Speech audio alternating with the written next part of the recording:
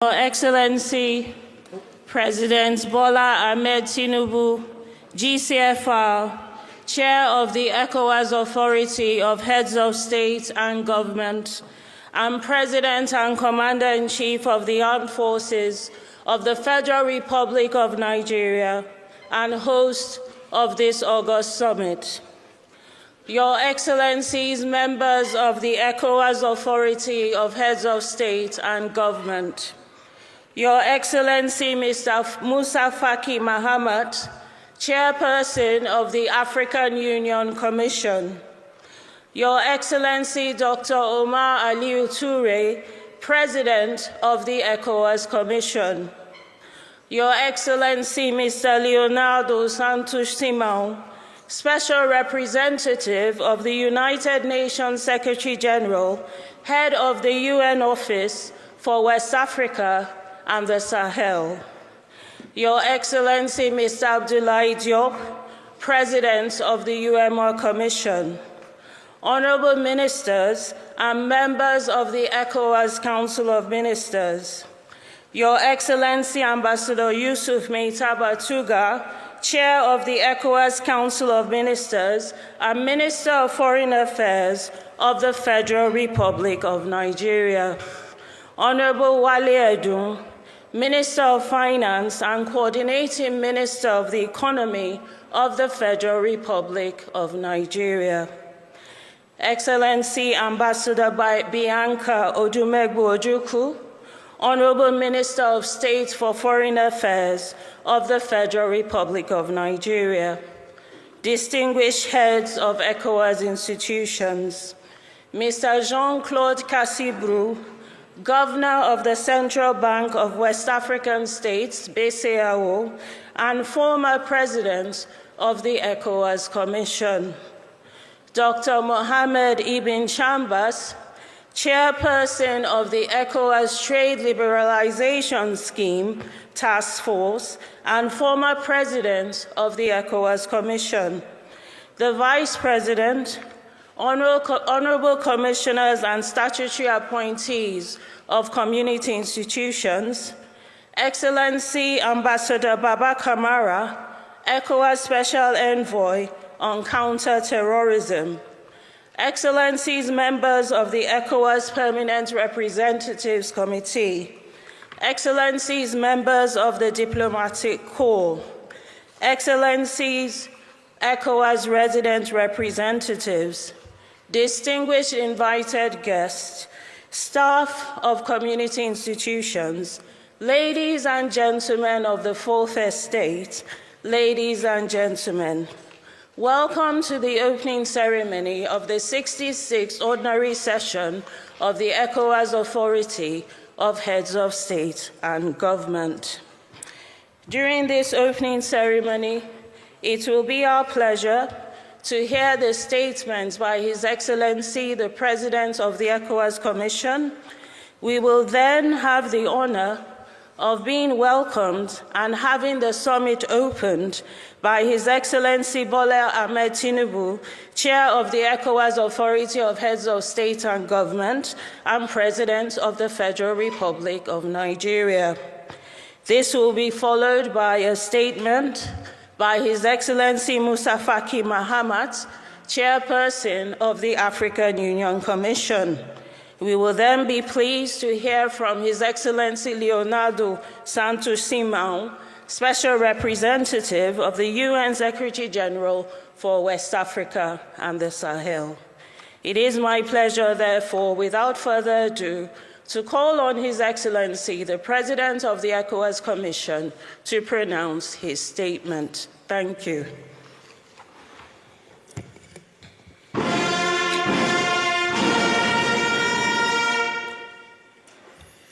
Excellency Bola Ahmed Tinubu, President of the Federal Republic of Nigeria and Chair of the ECOWAS Authority of Heads of State and Government, Your Excellencies, Heads of State and Government of ECOWAS member states, Your Excellency Yusuf Tuga, Chair of the ECOWAS Council, Honorable Ministers, of ECOWAS, Your Excellency Mr. Musa Faki Mahamud, Chairperson of the African Union Commission, Your Excellency Leonardo Santos Simao, Special Representative of the Secretary General of the United Nations,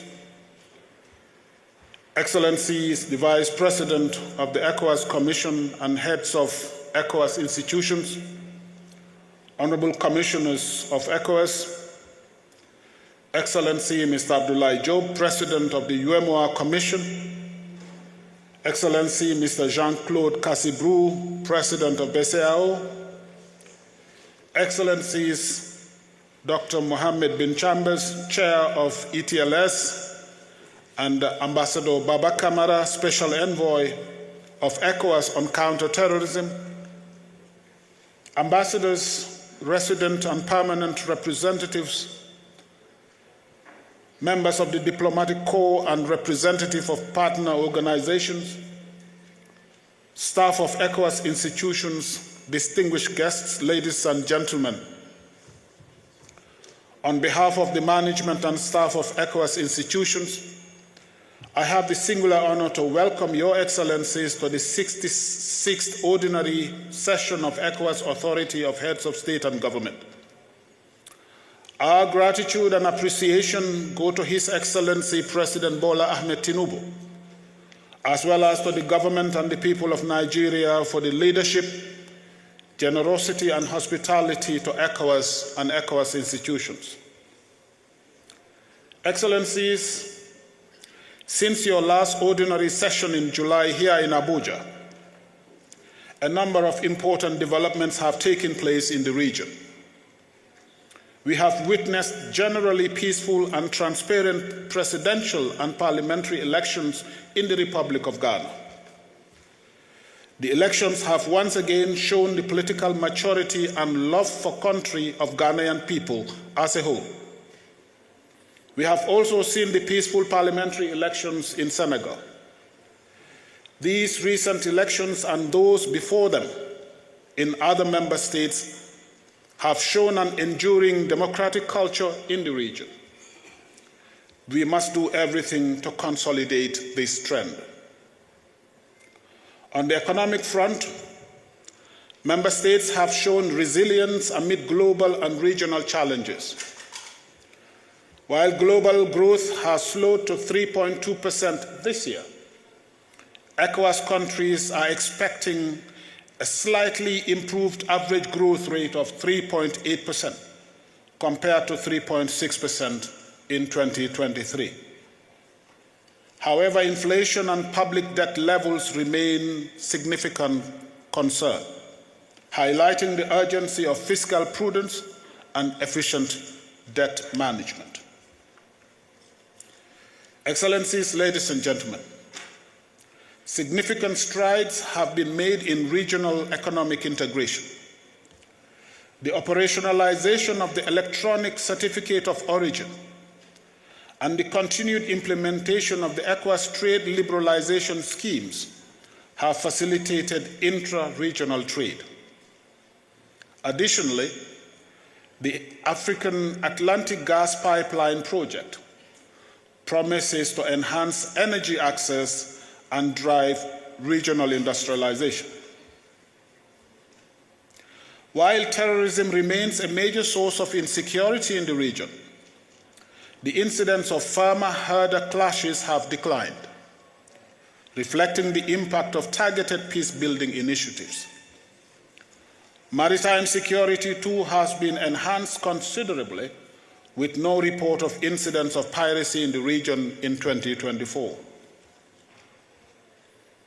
The operationalization of the ECOWAS standby force to combat terrorism is a significant milestone. Your commitment to mobilizing own resources for the standby force and UN Security Council Resolution 2719 jointly hold considerable promise for the stability and security of this region. I therefore call on our partners, especially members of the United Nations Security Council, to ensure that the promise that Resolution 2719 holds for Africa's peace and security does not get compromised by geopolitical considerations that have nothing to do with Africa. Excellencies, while the impending exit of Burkina Faso, Mali, and Niger from ECOWAS is disheartening, we commend the ongoing mediation efforts led by their Excellencies President Faure Gnassingbé of Togo and President Bassirou Diomaye Faye of Senegal. These efforts underscore your collective commitment to preserving peace and unity in our region. Excellencies, next year marks the 50th anniversary of ECOWAS, a moment to celebrate our achievements and reflect on the future. Therefore, among activities envisaged to mark the Jubilee are cultural and sporting encounters, as well as dialogues and reflections at all levels and across all sections of the community and in all member states that will culminate in a special summit on the future of ECOWAS. Key themes of the dialogue and reflections will include the future of regional integration, peace and security, as well as governance in the region. Excellencies, allow me at this juncture to pay special tribute to His Excellency Nana Addo Dankwa Akufo-Addo, President of the Republic of Ghana, who is attending his last ECOWAS summit in his capacity as President and Head of State of Ghana. President Akufo-Addo's contribution to the democratic, economic, security, and development efforts of the community and the continent as a whole has been exemplary. As chair of the ECOWAS Authority during trying times, he demonstrated leadership and unwavering commitment to unity, as well as to our democratic values and principles. From the early 2000s up to mid-2000s, I had the privilege to sit very close to President Nana at various continental and international gatherings. The depth of his thoughts on African and international affairs, which he conveyed in his characteristic eloquence, left nobody in doubt about the qualities of this statesman. Mr. President,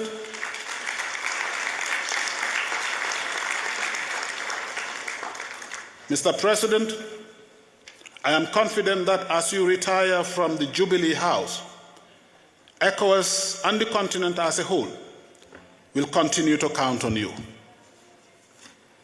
His Excellency Musa Faki Mahamud, Chairperson of the African Union Commission, is also attending his last ECOWAS summit in his capacity as President of the African Union Commission. May I therefore use this opportunity to register our deep appreciation for Mr. Faki's leadership of the AU Commission over the past 8 years, and for his unflinching support to ECOWAS during this period.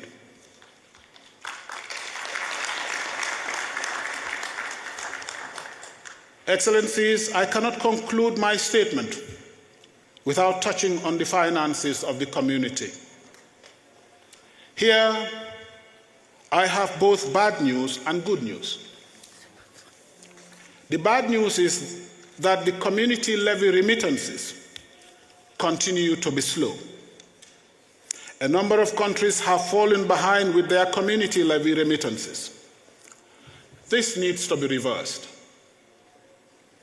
The good news, and indeed a very good news, is that for the first time in 19 years, Nigeria has decided to pay 100% of its community levy from 2023.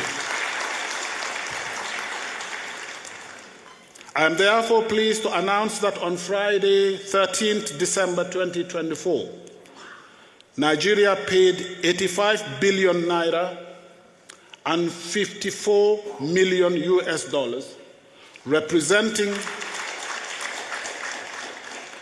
representing 100% of the 2023 levy and the levy of 2024 up to July 2024. We all agree that this payment underscores the leadership and commitment of President Ahmed Tinubu, the government and the people of Nigeria to our community.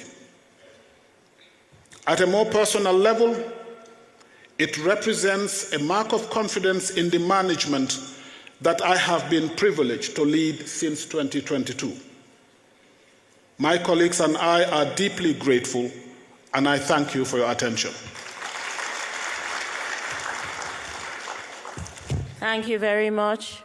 It is now my honor to respectfully request His Excellency Bola Ahmed Tinubu, GCFR, Chair of the ECOWAS Authority of Heads of State and Government and President of the Federal Republic of Nigeria, to pronounce his welcome and opening statement. Thank you.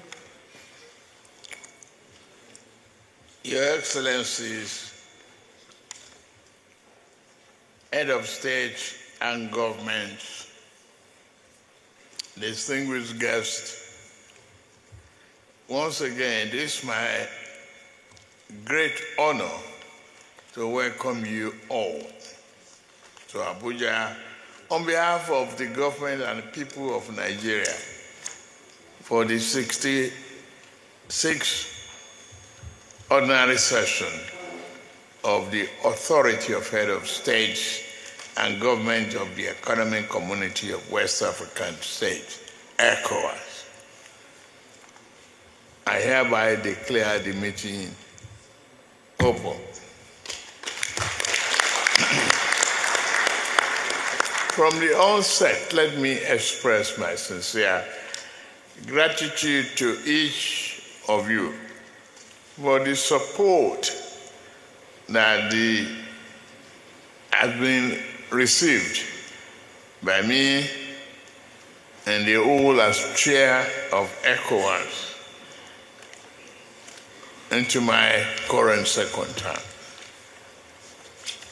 Indeed, it is encouraging to recognize that region's leadership has remained steadfast in its commitment to achieving the objective of the organization.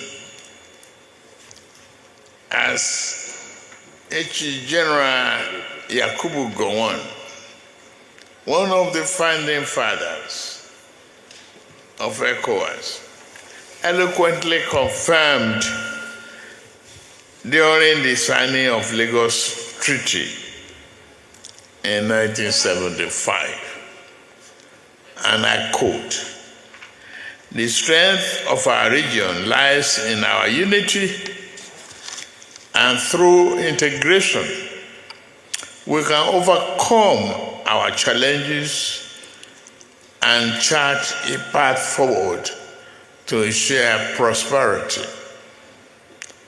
Our gathering here today reaffirms the founding principles of our fathers and that of our organization,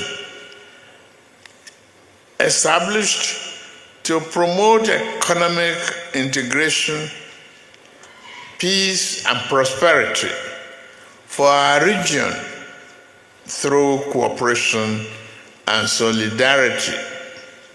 ECOWAS was born out of a shared vision to create a community where our citizens can thrive unhindered by conflict, poverty, and inequities. Today, the world is confronted with numerous challenges ranging from crisis from Sudan, Middle East, and protracted civil war all over, and the persistent insecurity and violent extremism in Sahel region, coupled with economic instability, cost of living crisis, and environmental challenges. This crisis have led to widespread humanitarian suffering. Many of the challenges are not distant. They are close to us or have already impacted our region, posing a test to our ability to evolve effective community-based responses. Without doubt, this stark reality underscores the importance of working together. As a regional community, we must not lose sight of our fundamental responsibility, which is to protect our citizens and create an enabling environment where they can prosper. As leaders, we are fully aware that security is not a luxury, it is a necessity. Equally, enhancing the living standard of our people is not an aspiration, but an obligation. Your Excellencies, over the years, ECOWAS has achieved significant milestones in strengthening regional integration, facilitating free movement of people, goods, and services, and supporting democratic governance and conflict resolution. Initiatives such as the ECOWAS made trade liberalization scheme, ETLS, the Common External Tariff, CET, and ECOWAS Investment Code, EIC, have bolstered economic cooperation and cross-border trade. Similarly, regional infrastructure projects such as the West African Gas Pipeline, the West African Power Pool, and the modernization of key border posts with advanced equipment, technology, and joint border operations, utilizing the state-of-the-art technology to enhance connectivity and promote a greater integration across the region. In addition, the ongoing effort to activate the ECOWAS standby force underscores our commitment to building a robust and rapid response mechanism capable of addressing emerging threats and maintaining stability across the region. These initiatives have indeed highlighted the determination of ECOWAS to safeguard peace and security for all member states, as well as ensure prosperity for our citizens. Your Excellencies, while these achievements are commendable, much work remains to be done. But despite the challenges of interrupted democratic governance in some West African countries, the region has continued to record democratic gains. Just a week ago, on the 7th of December 2024, presidential election and parliamentary elections took place in Ghana, which is the second largest democracy in our region. One of the leading candidates, who happens to be the incumbent vice president, His Excellency Mahamud, Bawumia, together with the leadership of the ruling party, New Patriotic Party, NPP, considered defeat and accepted the outcome of the presidential election by congratulating the president-elect, His Excellency John Dramani Mahama of National Democratic Congress, NDC, for his victory, even before the official announcement of the election result. This gesture, as it happened in Nigeria in 2015, demonstrated political maturity and respect for the wish of the people of Ghana. Today, we have the man I'll refer to as Mr. Democrat.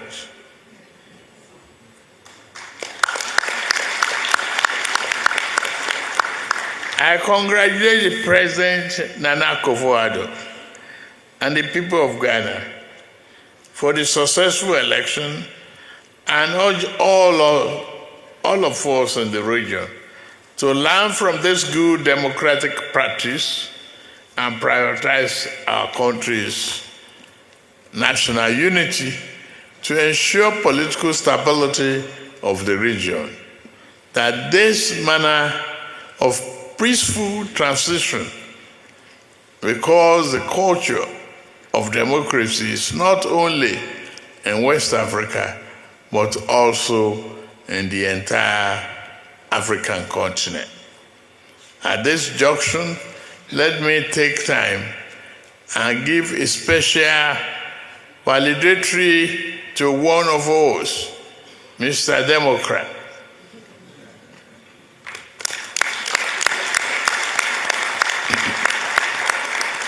Attending ordinary session of the ECOWAS Authority of Head of State and Government, Your Excellency, President Nana Akufo-Addo of Ghana. Thank you for being who you are. A sincerely committed Democrat who has been a shining example. We also salute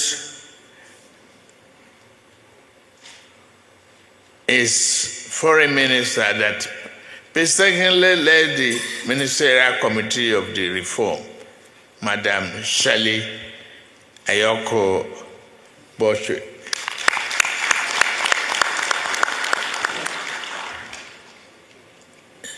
You'll be assuming duty as the Secretary General of the Commonwealth in the next few days.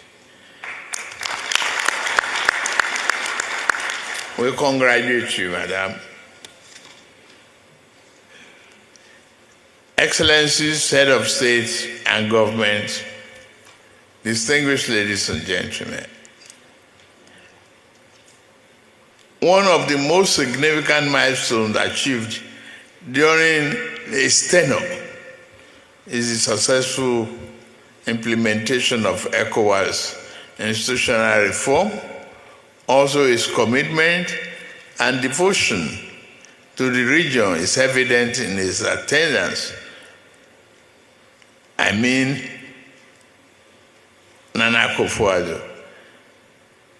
His attendance of all the summits organized by ECOWAS over the past 8 years is unsurpassing. I therefore invite all of us to give him a standing ovation and more applause.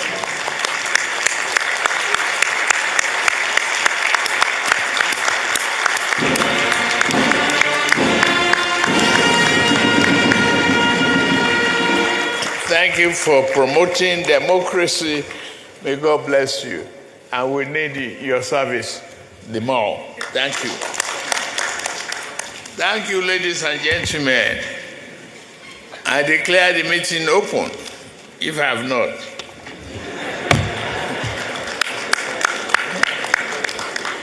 Thank you. We thank His Excellency, the Chair of the Authority, for his very inspired remarks.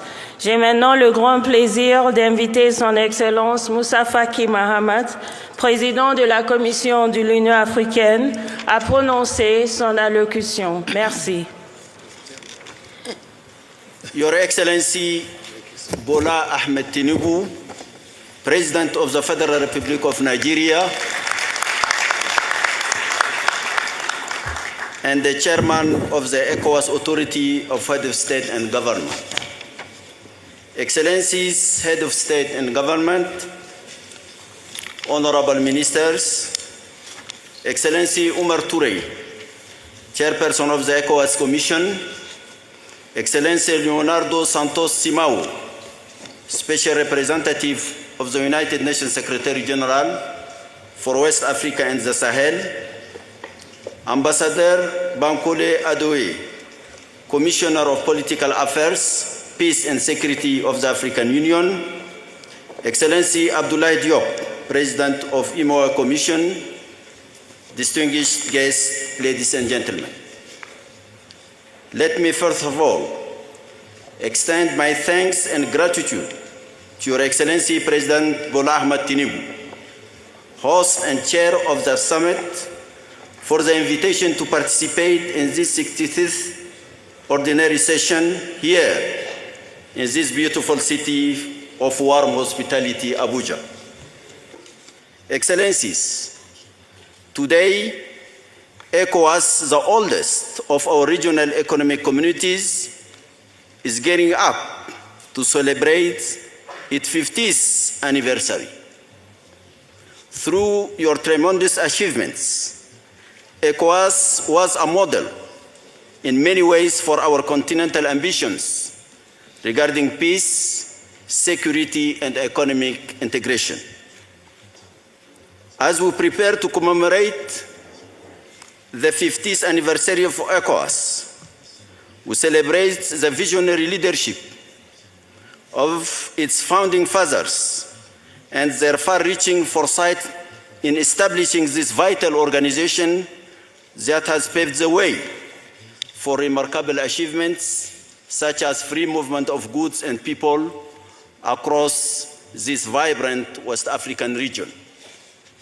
Indeed, today, almost 50 years later, it is clear that the community has consolidated important regional gains, but like the rest of our regional economic communities, it also faces new and serious challenges. Excellences, Mesdames et Messieurs, la CEDEAO est confrontée à de nouvelles menaces qui pèsent lourdement sur son influence, sa crédibilité et son efficacité. Il faut bien reconnaître que ces difficultés ne sont pas tout à fait le propre de la CEDEAO. Elle les partage largement avec presque toutes nos organisations régionales et avec l'organisation continentale, l'Union africaine. Nous sommes tous ainsi profondément interpellés sur ce que d'aucuns appellent déjà la crise du système institutionnel de l'intégration africaine. Le champ de la gouvernance politique, de la paix et la sécurité est secoué par la multiplicité des menaces portant de graves atteintes à la stabilité, l'unité et le développement dans la région ouest-africaine. Le Sahel et le bassin du lac Tchad sont un épicentre de la recrudescence du terrorisme et de l'extrémisme violent, dont les fragmentations et excroissances sont fortement ressenties dans les pays côtiers tels que le Bénin, la Côte d'Ivoire, le Ghana et le Togo. La résurrection des changements non constitutionnels de gouvernement pose un vrai défi et les réponses y apportées ne sont pas moins problématiques. De tels changements remettent en cause les progrès démocratiques que la région avait difficilement réalisé. Il déstabilise les systèmes politiques, érode la confiance dans les institutions porteuses des espérances des populations africaines. On voit comment cette instabilité a conduit à davantage de violence, à davantage de recul économique, à davantage de perturbations de la coopération régionale. Communautarisme, conflits locaux, déficience de la justice sociale et exclusion se sont réveillés. Nous avons en toute orthodoxie, à nos principes fondateurs, pris de nombreuses décisions, aussi bien au niveau régional qu'au niveau continental. Pourtant, elles sont restées sans effet. La question incontournable est désormais celle-ci. Devons-nous rester figés et ne rien changer à notre dispositif actuel, à l'efficacité discutée? Ou bien devrions-nous repenser notre architecture et chercher à la rendre mieux adaptée à nos réalités actuelles? C'est aujourd'hui notre propre question d'être ou de ne pas être.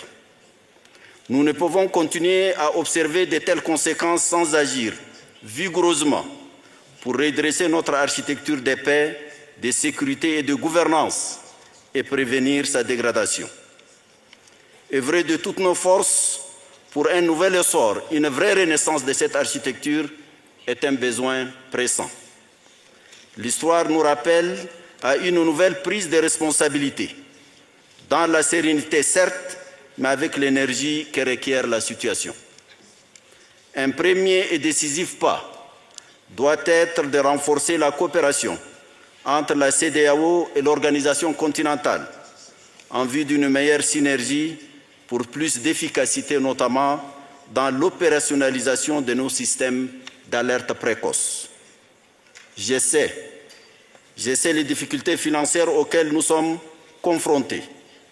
En ce sens, je suis heureux que le Fonds de la paix de l'Union africaine revitalisé gagne des forces et est désormais à même de soutenir les États qui s'engagent dans d'authentiques transitions politiques.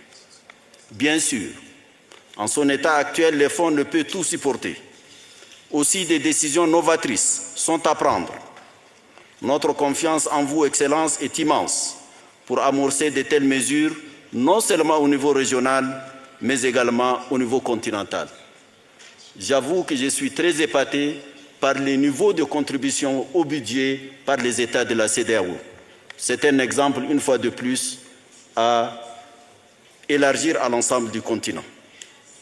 Excellencies, Head of State and Government, as my tenure as chairperson of the African Union Commission draws to a close, I wish to take a moment to thank you for the strong and invaluable support you have always provided me.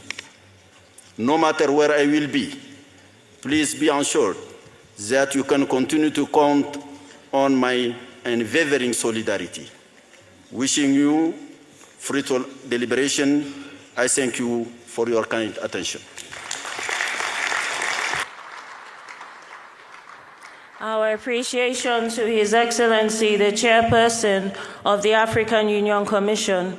É com grande prazer que eu convido agora Sua Excelência Leonardo Santos Simão, representante especial do Secretário-Geral das Nações Unidas para a África Ocidental e o Sahel, a pronunciar a sua locução. Obrigada. Your Excellency Bola Ahmed Tinubu, President of the Federal Republic of Nigeria and Chairperson of the ECOWAS authorities of Heads of State and Government, Excellencies, Heads of State and Government of ECOWAS member states, Your Excellency Musa Faki Mahamud, President of the African Union Commission, Your Excellency Umar Aliou Touré, President of the ECOWAS Commission, distinguished guests, ladies and gentlemen. I'm honored to participate in this 66th ordinary session of the Authority of Heads of State and Government of ECOWAS, and I'm thankful for your kind invitation. It is my pleasure to convey warm greetings from the Secretary General of the United Nations, Mr. Antonio Guterres, who is keenly following developments in West Africa and the Sahel. Our sub-region has witnessed some positive political developments since your last session in July. This includes the successful conduct of legislative elections in Senegal on 7 November and general election in Ghana just a week ago. I would like to congratulate President Bassirou Diomaye Faye, the people of Senegal, and the President Nana Addo Dankwa Akufo-Addo, and the people of Ghana for the smooth conduct of these elections, which contributed to the consolidation of democracy in the sub-region. We encourage member states to share the valuable experiences these successful elections bring, not for a copy and paste exercise, but to inspire other countries to overcome obstacles in constructing sound democratic practices, including successful elections.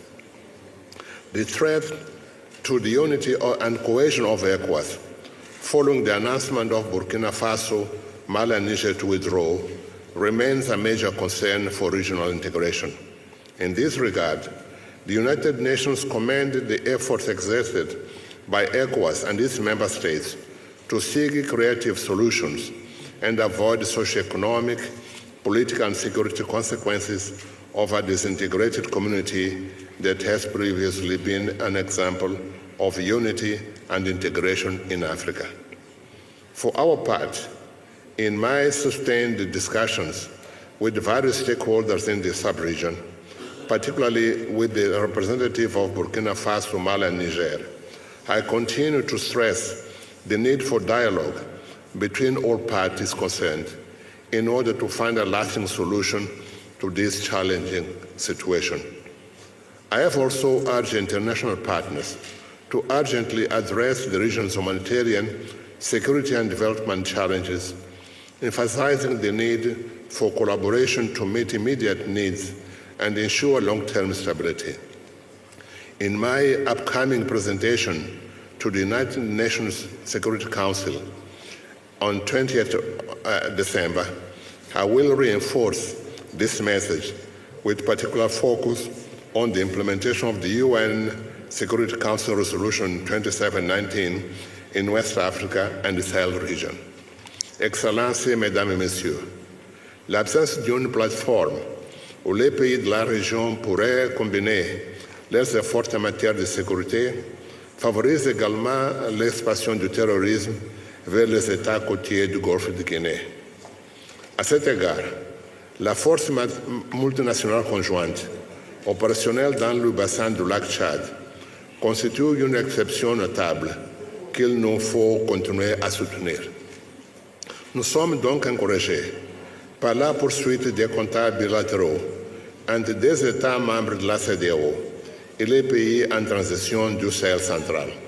Ces contacts contribuent à atténuer les tensions politiques, avec pour conséquence une amélioration des relations mutuelles auxquelles aspirent les populations de la région.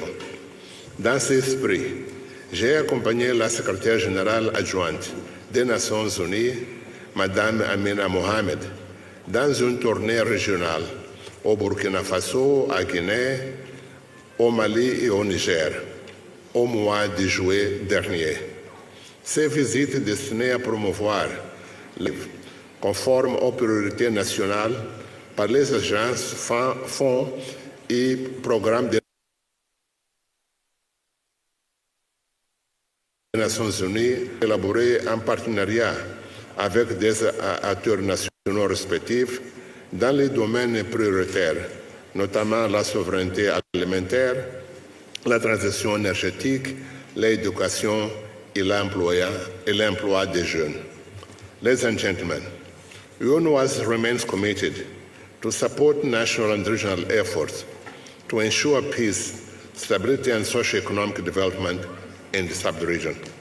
By way of example, following our joint venture to Freetown in June with Her Excellency Fatoumata Jallow Tambanjang, former President of the Gambia, UNWAS and ECOWAS carried out a follow-up mission to the country from 14 to 18 October in support of the implementation of the Agreement for National Unity signed by the government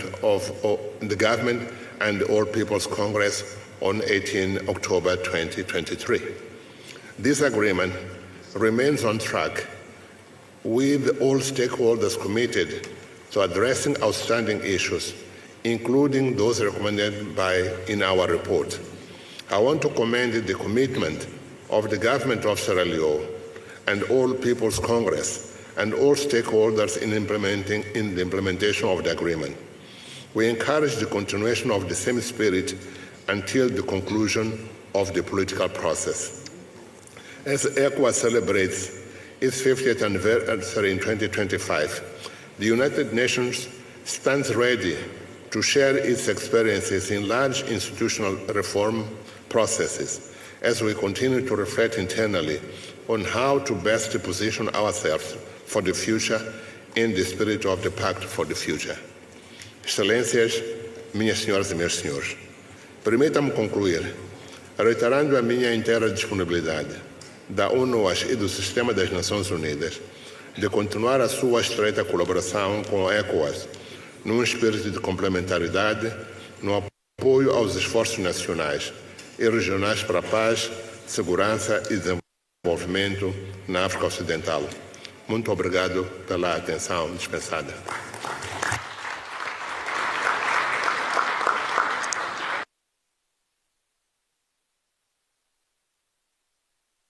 Thank you very much. The statement by the Special Representative of UNOAS brings us to the end of this opening ceremony.